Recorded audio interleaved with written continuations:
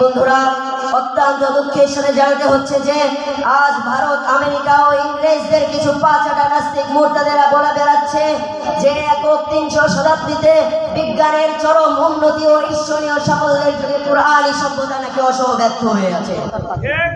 আজ বিশ্বের সভ্যতায় কুরআনী সভ্যতায় নাকি কোনো অবদান নাই। মুহতারাম হাজিরিন, স্পষ্ট করে দিতে চাই, কোন সেই সভ্যতা যেই সভ্যতা আইয়ামে জাহিলিয়াতকে দূর করেছিল? কোন সেই সভ্যতা যেই সভ্যতা নারী জাতিকে জীবন্ত দাফন থেকে মুক্ত করেছিল? কোন সেই সভ্যতা যেই সভ্যতা নারী জাতিকে তাদের প্রাপ্য অধিকার দিয়েছিল?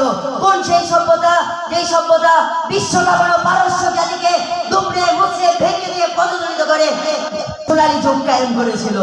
হে নাস্তিক মুরতাদেরা, কান খুলে শুনে রাখো, সেই সভ্যতা কোনো সভ্যতা হতে পারে না যেই সভ্যতা নারী জাতিকে অধিকার নামে পোশাকবিহীন রাস্তায় নামায়।